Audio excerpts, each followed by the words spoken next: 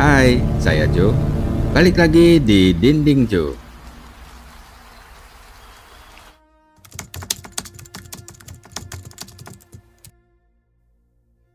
Pattaya adalah kota yang terletak di pesisir Teluk Thailand bagian timur. Desa nelayan yang tenang ini berdiri sejak tahun 1960-an dan kini dipenuhi dengan hotel, resort, kondominium bertingkat tinggi, pusat perbelanjaan, bar yang menampilkan tarian kabaret, dan nightclub 24 jam. Di dekatnya ada kuil Wat Prayai yang berdiri di lereng bukit. Kuil ini memiliki patung Buddha Mas setinggi 18 meter. Di kota inilah Woranan Panacha, seorang wanita transgender dengan kemauan keras tinggal. Dia terlahir dari keluarga sederhana yang berasal dari sebuah pedesaan yang terletak di Thailand Utara. Woranan merupakan anak bungsu yang disayangi oleh kakak laki-laki dan kakak perempuannya. Dulunya, saat dia masih remaja, badannya kurus, sehingga Woranan menjadi minder dengan tubuhnya. Meski belum diketahui kapan pastinya, Woranan memutuskan untuk mengubah gendernya. Namun, saat ia memilih untuk menjalani hidupnya sebagai perempuan, ia mengganti namanya menjadi Mina. Setelah lulus SMA, alih-alih melanjutkan pendidikan di universitas, Mina malah memilih untuk belajar bahasa Mandarin dengan harapan dapat bekerja dan mencari peluang baru di Taiwan. Selama 2 tahun bekerja keras di Pulau Cantik itu, tidak hanya membantunya menjadi dewasa, tetapi juga memungkinkannya menabung sejumlah besar uang. Sekembalinya ke rumah, Mina memulai usaha barunya. Dia menawarkan jasa plus-plus yang secara implisit pasti dapat dipahami oleh siapapun yang pernah ke tempat seperti Pattaya. Untuk menyempurnakan penampilannya dan meningkatkan kepercayaan dirinya, Mina menghabiskan banyak uang dengan melakukan oplas. Di salah satu rumah sakit di Bangkok, ia menjalani sedikitnya 3 hingga 4 prosedur, di mana yang terakhir dilakukan pada awal tahun 2025. Perubahan dramatis dalam penampilannya memberi Mina lebih banyak kesempatan dalam pekerjaannya. Dengan penghasilan yang stabil, Mina bisa menabung sekitar 10.000 baht per bulan, yang berarti sekitar 4 juta rupiah lebih dalam mata uang kita. Yang mengagumkan dari Mina adalah pengabdiannya sebagai seorang anak. Alih-alih menghabiskan uang secara boros seperti kebanyakan anak muda lainnya, dia lebih suka mengirimkan uang ke keluarganya di rumah. Uang itu menjadi sumber pendapatan utama yang bisa membantu orang tuanya dalam menanggung beban hidup. Berkat pengorbanan diam-diam putrinya, perekonomian keluarga Mina berangsur-angsur menjadi lebih sejahtera. Rumah yang dulunya sederhana di kampung halaman mereka telah dibangun kembali menjadi rumah yang lebih besar. Bagi orang-orang di sekitarnya, Mina merupakan gadis yang terbuka, lembut, dan suka sopan kepada semua orang. Rasa cintanya terhadap keluarga adalah kualitasnya yang paling istimewa. Mina sering berbagi impian-impiannya yang sederhana ke orang tuanya, dan sebagai orang tua mereka selalu mendoakan yang terbaik untuk Mina. Suatu hari nanti, ketika uang tabungannya sudah cukup, rencananya Mina akan mengajak orang tuanya jalan-jalan keliling dunia, dari Cina hingga ke negeri impian Eropa. Pada tanggal 26 April 2025, sekitar pukul 1 sampai 2 dini hari, seorang petugas kebersihan hotel sedang bekerja di lantai 1. Lalu terdengar suara-suara aneh dari lantai atas yang menarik perhatiannya. Mula-mula terdengar suara keras, kemudian menjadi teriakan dan suara orang yang tengah berkelahi. Dan akhirnya berakhir dengan teriakan putus asa seorang wanita yang meminta tolong. Intuisinya mengatakan pasti ada sesuatu yang gak benar di atas sana. Awalnya petugas kebersihan itu sempat berpikir untuk langsung menelpon polisi. Tetapi sayangnya dia ketakutan dan ragu untuk melaporkan hal tersebut. Dia pikir, mungkin itu hanya pasangan yang sedang bertengkar. Jadi dia mencoba meyakinkan dirinya sendiri kalau semua itu gak ada apa-apa. Beberapa menit kemudian, keheningan menyelimuti lantai atas. Petugas kebersihan tersebut menjadi tenang. Namun saat dia sedang beristirahat, pikirannya kembali mengganggunya. Dia tiba-tiba menjadi khawatir. Perasaan gelisah itu bahkan tidak mereda di saat fajar menyingsing. Akhirnya dia memutuskan untuk melaporkan kepada manajemen hotel. Dan ketika keduanya mengecek kamar-kamar di atas, hanya kamar 2011 yang terisi tamu. Dengan menggunakan kunci cadangan, mereka membuka kamar tersebut. Dan alangkah terkejutnya mereka ketika menemukan pemandangan yang mengerikan di sana. Dengan panik mereka segera menelpon polisi. Di sisi lain, sebuah panggilan darurat memecahkan kesunyian kantor polisi di Pattaya. Dilaporkan kalau telah diketemukan mayat di sebuah hotel. Berita ini membuat seluruh pasukan polisi segera bertindak. Saat tim polisi tiba di kamar nomor 2011 di lantai 2, polisi melihat keadaan di dalam kamar tidur. Semuanya tampak normal. Ruangannya rapi dan bersih seperti biasa. Tetapi saat mereka melangkah ke kamar mandi, semuanya langsung terdiam membeku melihat sesuatu yang sangat mengerikan.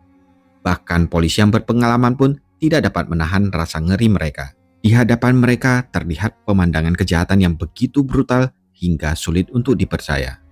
Satu kehidupan telah berakhir dengan cara yang paling biadab. Gambaran mengerikan itu pasti akan menghantui mereka yang hadir di tempat kejadian selama sisa hidup mereka. Polisi kemudian segera meminta daftar nama tamu yang menginap di kamar itu. Dengan cepat mereka berhasil mengidentifikasi penyewa kamar tersebut. Penyewanya adalah Fu Tongyan, seorang turis asal Tiongkok.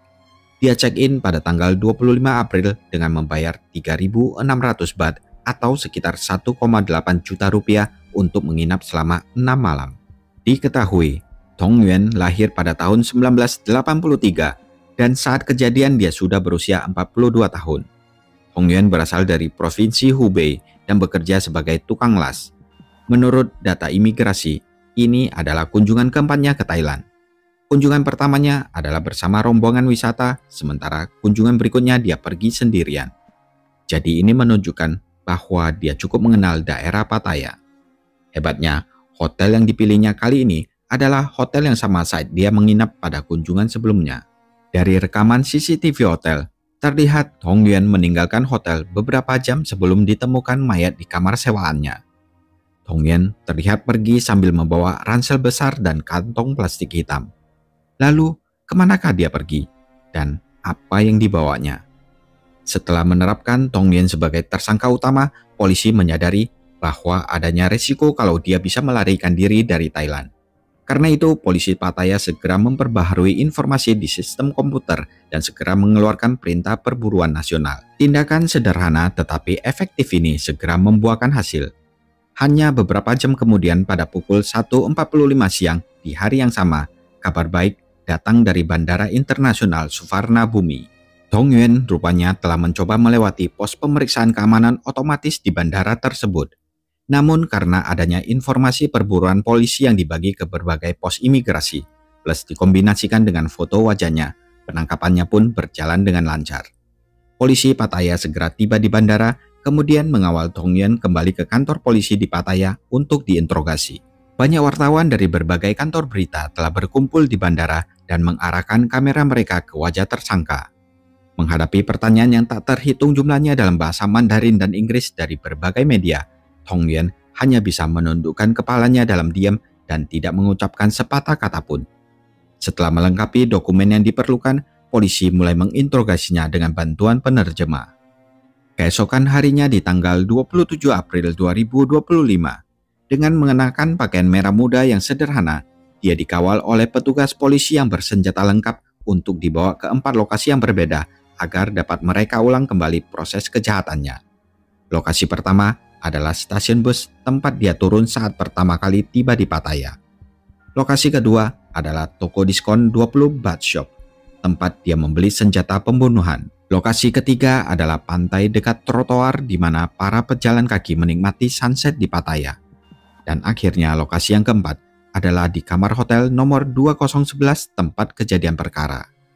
Saat melakukan reka ulang, Tongyan harus mengenakan helm sepeda motor karena ayahnya Mina tidak dapat menahan amarahnya, sempat tiba-tiba menyerbu ke depan dan memukul kepala Tongyan dengan keras dengan menggunakan botol minuman. Untungnya berkat helm itu dia tidak terluka. Malah sebaliknya, ayah Mina secara tidak sengaja terjatuh karena terlalu banyak menggunakan tenaga. Dalam interogasinya, Tongyan mengaku bahwa dirinya sudah tiba di Thailand dengan menggunakan pesawat 3 hari sebelum kejadian, yaitu sekitar tanggal 23 April 2025. 2 hari kemudian, tepatnya tanggal 25 April, pukul 11.30, rekaman CCTV hotel memperlihatkan Tongyan yang membawa ransel dan menenteng kantong plastik berjalan santai di jalan. Setelah sekitar 40 menit di luar, Tongyan kembali ke hotel pada pukul 12.52 siang. 1 jam kemudian, sekitar pukul 1.50 siang, Tongyan pergi ke tempat pangkas rambut di dekat hotel. Tapi di sana, kualitas gambar CCTV terlalu buruk dan tidak terlihat jelas. Di sana, Tong Yuan menunjuk ke gaya rambut model pria yang dipajang di dinding dan berkata kepada tukang cukur, "Potong seperti ini." Selesai potong rambut sebelum pergi, Tong Yuan mengeluarkan ponselnya dan menggunakan layar ponsel sebagai cermin. Dengan hati-hati, dia memeriksa bagian kiri dan kanan rambutnya. Setelah tampak puas dengan gaya rambut barunya, ia membayar 100 baht atau sekitar Rp50.000. Tong Yuan kemudian meninggalkan tempat pangkas rambut dan kembali ke hotel dengan menggunakan transportasi seperti Gojek. Lalu dia pergi ke tempat pijat yang lokasinya tepat di sebelah hotel dan bertanya kepada staf di sana tentang gadis-gadis cantik yang bisa melayani dia. Karyawan perempuan itu tampaknya langsung memahami niat Tong Yuan dan menyuruhnya untuk mencoba peruntungannya di dekat pantai Pattaya, di mana di sana banyak gadis-gadis cantik berkumpul. Dan di sanalah Tong Yuan akhirnya berkenalan dengan Mina, tepatnya sekitar sore hari di tanggal 25 April. Sebagaimana telah disebutkan di awal, setelah tinggal dan bekerja di Taiwan, Mina dapat berkomunikasi dengan lancar dalam bahasa Mandarin. Jadi, tidak ada kendala bahasa ketika dia berbincang-bincang dengan Tong Yuan. Sehari-harinya, Mina emang secara teratur menawarkan jasanya di sepanjang pantai bersama 3 hingga 4 teman lainnya. Kebetulan gadis-gadis muda dengan perawakan kecil dan ramping seperti Mina sangat disukai oleh wisatawan Asia. Pertemuan antara Mina dan Tong Yuan sore itu berjalan sangat lancar. Setelah bertukar informasi kontak, Tong Yuan meninggalkan area pantai. Mereka berdua berkomunikasi melalui aplikasi WeChat dan menyepakati harga 8.000 baht atau sekitar 4 juta rupiah untuk layanan di kamar hotel. Dari rekaman kamera CCTV hotel, pada pukul 9.14 malam, Tong Yuan terlihat meninggalkan hotel hanya dengan sebuah telepon seluler. Setelah berganti dari kemeja putih menjadi kemeja biru. Satu-satunya tujuannya adalah toko serba ada 20 bed shop di daerah terdekat. 9 menit kemudian, pada pukul 9.23 malam, kamera pengawas CCTV merekam dia membeli total 6 barang, termasuk 2 tas bermotif pelangi dengan ukuran berbeda, beberapa tas plastik transparan berukuran sekitar 8 x 12 inci, 2 kantong sampah hitam besar, dan yang paling penting untuk kasus ini yaitu sepasang gunting. Saat melakukan pembayaran, terlihat jelas di kamera CCTV bahwa Tong Yuan membeli gunting bermata lengkung dengan gagang yang separuh berwarna merah dan separuhnya lagi berwarna kuning. Jumlah total belanjaannya sekitar 348 baht atau Rp172.000 dan Tong Yuan membayar tunai. Pada pukul 10.14 malam, Tong Yuan telah kembali ke hotel dan menelpon Mina untuk datang ke kamarnya. Tepat setelah pukul 11 malam, Tong Yuan keluar dari kamarnya dan di saat yang sama, Mina baru saja tiba di luar hotel dengan Gojek. Kamera CCTV hotel menangkap Tong Yuan yang sedang menyapa Mina. Kemudian, Mina mengikutinya masuk ke dalam kamar 2011 yang berada di lantai 2. Waktu saat itu menunjukkan sekitar pukul 11 malam. Keduanya lalu menanggalkan pakaian dan masuk ke dalam kamar mandi. Setelah mandi, Mina duduk di tempat tidur dan meminta bayarannya. Tong Yuan pun membayar tunai sesuai kesepakatan. Namun, konflik muncul ketika gadis itu menunjukkan sikap yang tidak kooperatif. Di tengah meningkatnya ketegangan, Mina mendorong Tong Yuan ke lantai. Dengan cepat, konflik kemudian berubah menjadi kekerasan fisik. Menurut pernyataan Tong Yuan, dia cuma meminta gadis itu untuk mengembalikan setengah uangnya dan kemudian menyuruhnya pergi. Akan tetapi Mina menolak. Tong Yuan mengaku tidak punya pilihan lain selain berniat memaksakan kehendaknya kepada gadis tersebut. Namun Mina tetap melawan dengan keras. Karena emosi dan marah, Tong Yuan mencekik gadis itu dan menggunakan sikunya untuk menyerang kepala Mina. Saat dia mengetahui gadis itu telah berhenti bernafas, Tong Yuan menyeret jasadnya ke kamar mandi dengan menggunakan kedua tangannya. Dia lalu mulai membersihkan darah dari tubuhnya sendiri. Setelah mandi, dia menggunakan spray yang direndam air untuk membersihkan noda darah dari lantai. Selanjutnya, ia menggunakan gunting untuk memotong perut bagian bawah Mina sampai ke tenggorokan korban. Ia lalu mengambil jantung Mina dan menempelkannya pada tubuh gadis itu. Setelah itu, dia mengeluarkan 2 kantong silikon dari tubuh Mina dan meletakkannya di atas kedua payudara Mina, kiri dan kanan. Setelah melakukan kejahatannya, Tong Yuan membersihkan darah di tangannya dan beristirahat. Dia lalu berbaring di tempat tidur untuk memejamkan matanya. Tong Yuan mengaku tindakan mengambil jantung dan kantong silikon itu hanya karena iseng. Dan untuk memuaskan rasa ingin tahunya, dia tega melakukan hal sebrutal itu. Tong Yuan membantah adanya motif dendam karena mengetahui korban adalah transgender. Dan menegaskan ke polisi kalau dia bahkan tidak mengetahui informasi tersebut sebelumnya. Sekitar pukul 7 pagi di tanggal 26 April, Tong Yuan bangun dan segera memesan penerbangan dari Bangkok ke kota Kunming yang terletak di Provinsi Yunnan, Tiongkok. Penerbangan China Eastern Airlines MU742 itu dijadwalkan berangkat pada pukul 3.05 sore dan diperkirakan mendarat di kota Kunming pada pukul 19.25 di hari yang sama.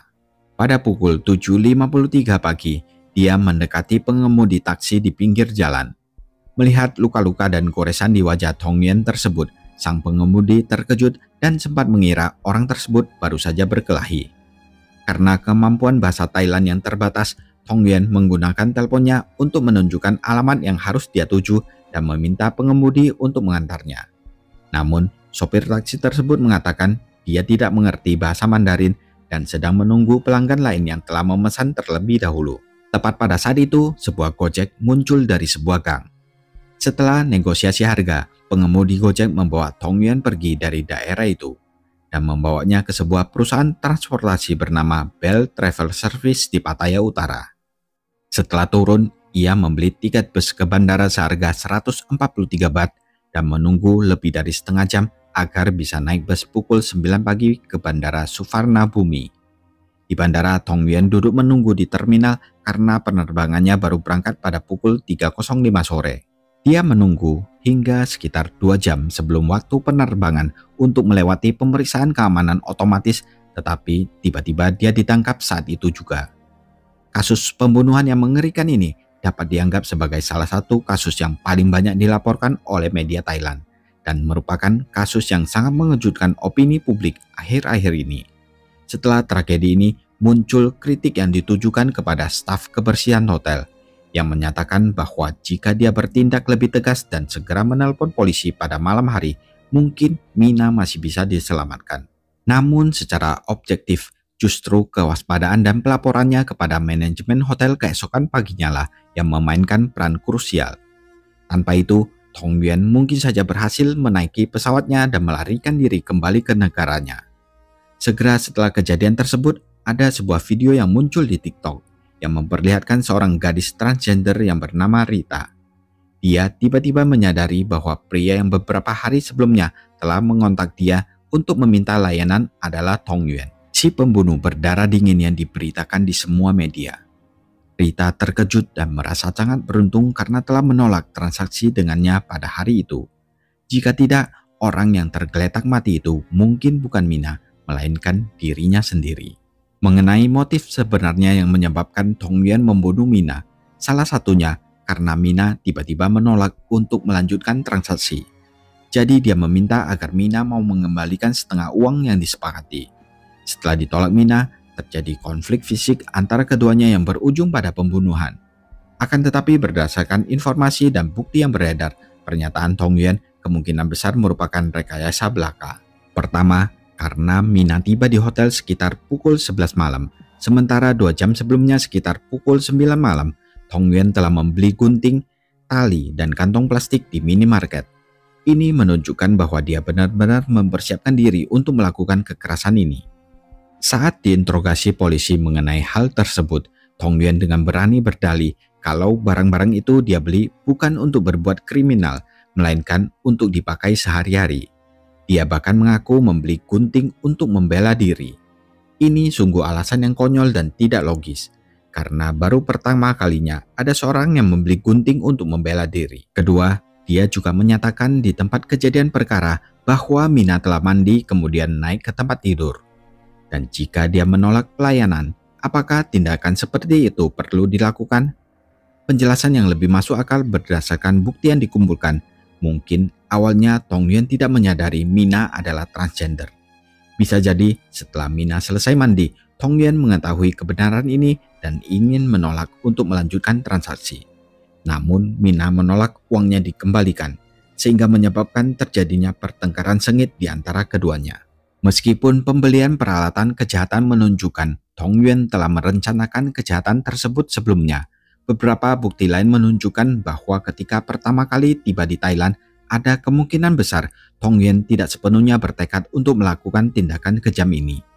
Karena pertama, dia mengajukan permohonan visa turis di Thailand yang memungkinkan masuk dan keluar beberapa kali dalam waktu 5 tahun setiap hari hingga maksimal 180 hari. Pada prinsipnya, sebagai warga negara Tiongkok, Tong Yuan dapat memperoleh akses masuk bebas visa ke Thailand selama 30 hari. Pengajuan visa turisnya secara khusus menunjukkan bahwa ia benar-benar mencintai Thailand dan mempertimbangkan untuk tinggal dalam jangka panjang. Dan jika dia hanya ingin memuaskan sakit jiwanya melalui pembunuhan, ia seharusnya memilih untuk menyelesaikan masalah dengan cepat dalam periode bebas visa 30 hari. Sehingga sama sekali tidak perlu mengajukan jenis visa jangka panjang. Kedua, waktu pembelian tiket pesawatnya adalah setelah pembunuhan Mina. Kalau memang dia merencanakan segala sesuatunya dari jauh hari, seharusnya dia membeli tiket pesawat pulang dulu. Baru setelah itu melakukan aksinya dan langsung naik pesawat pulang. Membeli tiket pesawat pulang pergi pada menit terakhir menunjukkan dia benar-benar bertindak impulsif saat melakukan kejahatan. Masalah krusial lainnya dalam kasus ini adalah hilangnya paru-paru sebelah kiri dari Mina tanpa jejak. Faktanya, hingga saat ini laporan otopsi forensik belum dirilis secara resmi. Jadi paru-paru kanan Mina tetap utuh, namun paru-paru kiri tidak ditemukan di tempat kejadian perkara. Dan informasi tentang paru-parunya yang hilang secara misterius ini bocor ke media, bahkan sebelum Tong Yuan dibawa untuk diidentifikasi di tempat kejadian perkara. Oleh karena itu, terkait masalah hilangnya paru-paru kiri, polisi secara khusus menanyai Tong Yuan tentang apakah selain implan silikon payudara dan jantung, ia telah mengambil organ dalam lainnya dari Mina. Meskipun Tong Yuan pada saat itu dengan tegas bersikeras tidak mengambil paru-paru, wartawan yang hadir di tempat kejadian dan opini publik tidak mempercayai pernyataan ini. Rumor yang tak terhitung jumlahnya mulai menyebar, masing-masing lebih aneh dan mengerikan dari sebelumnya. Beberapa orang meyakini Tong Yuan telah terinspirasi melakukan kejahatannya karena kebanyakan nonton televisi atau film yang mengandung kekerasan. Rumor lain menyebutkan bahwa video pengawasan yang dirilis polisi menunjukkan Tong Yuan membawa tas hitam saat meninggalkan hotel menuju bandara. Mereka menduga paru-paru kiri Mina pasti ada di dalam kantong itu dan meyakini Tong Yuan pasti terlibat dalam jaringan perdagangan organ tubuh yang menjual paru-paru Mina ke pasar gelap Thailand. Apalagi harga organ tubuh manusia di pasar gelap menunjukkan paru-paru manusia bisa bernilai lebih dari 9 juta baht, bahkan lebih tinggi dari harga hati, ginjal, mata, dan organ-organ penting lainnya. Menghadapi spekulasi dan kecurigaan yang semakin meluas di opini publik, polisi Thailand akhirnya mengeluarkan tanggapan resmi tentang masalah paru-paru yang hilang. Mereka mengkonfirmasi tidak ada organ dalam yang ditemukan di dalam ransel yang dibawa Tong Yuan saat meninggalkan hotel menuju bandara. Di dalamnya hanya ada 2 botol air mineral, beberapa pakaian dan barang-barang pribadi, telepon genggam Mina, dan uang sebanyak 80.000 baht atau sekitar 3,9 juta rupiah. Polisi dengan tegas menyatakan bahwa kasus ini sama sekali tidak ada kaitannya dengan aktivitas perdagangan organ manusia. Hingga kini, kasus ini masih dalam penyelidikan dan hasil otopsi resmi baru akan dirilis sekitar sebulan lagi. Oleh karena itu, polisi berharap agar masyarakat tidak berspekulasi yang tidak berdasar guna menghindari kepanikan masyarakat. Nah, gimana menurut kalian? Tulis di kolom komentar ya.